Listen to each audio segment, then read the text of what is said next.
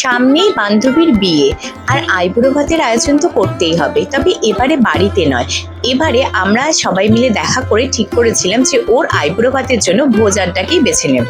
চলে গেছিলাম সল্টলেক সেক্টর 5-এর ভোজ আড্ডাতে।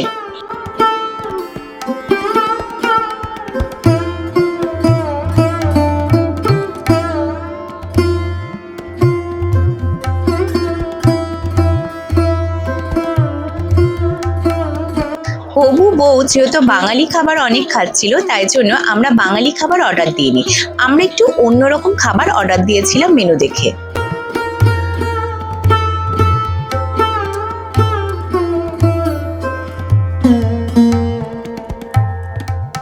এই তিনটে শরবতও অর্ডার দিয়ে দিয়েছিলাম। এর মধ্যে ছিল আম পোড়ার শরবত, তেঁতুল বাতাসার শরবত, আর ছিল লিচু লঙ্কার শরবত।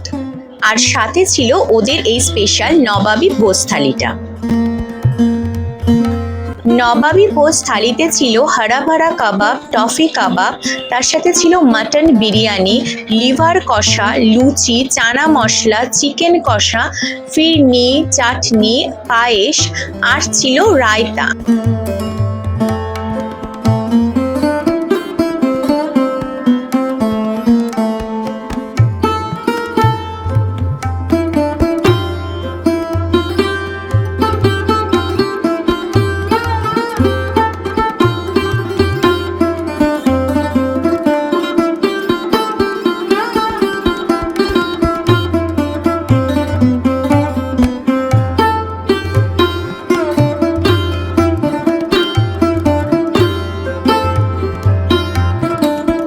হবু বউ এমনিতেই কম খায়, তার মধ্যে এত কিছু দেখে ও কোনটা দিয়ে শুরু করবে বুঝতে পারছিল না। আমরাই ওকে বলে দিচ্ছিলাম, ও কিন্তু বেশ লজ্জা করে খাচ্ছিল।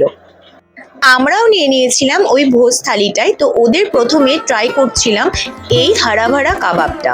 এটা কিন্তু সত্যি ভীষণ ভালো খেতে, ওদের হারা ভাড়া কাবাবটা কিন্তু আমার সত্যি খুব খুব ভালো লেগেছে। তারপরে লুচি দিয়ে একটু চানা মশলা ট্রাই করলাম।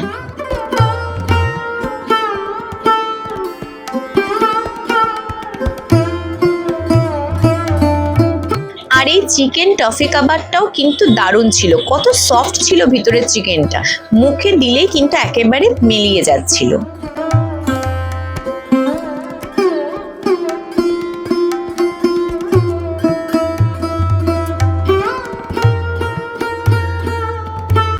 এই মাটন বিরিয়ানিতে কিন্তু 2 পিস মাটন ছিল, আর তার সাথে আলুও ছিল। আমরা চাওয়াতে ওনারা একটা এক্সট্রা আলু কিন্তু দিয়েছিলেন।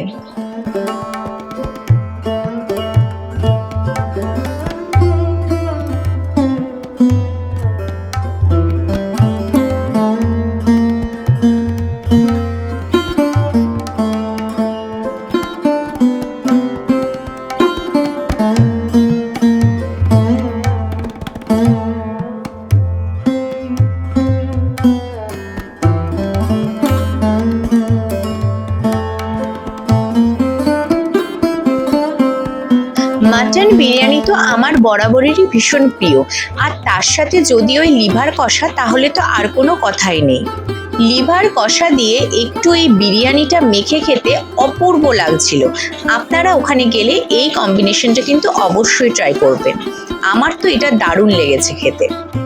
ভোজারটায় এই প্রথমবার গেলাম, বেশ ভালো লাগলো ওদের খাবার দাবার, আপনারাও কিন্তু গিয়ে ট্রাই করতে পারেন। খাওয়া দাওয়া শেষ করে রাতটা আমরা 3 বান্ধবী মিলে ছিলাম বালুরঘাট ভবনে। ওখানে থেকে তারপরের দিন সকালবেলা বাড়ি ফেরার পালা, আর অপেক্ষা বিয়ের দিন গোনার, যে কবে এবার বিয়ে বাড়ি যাব।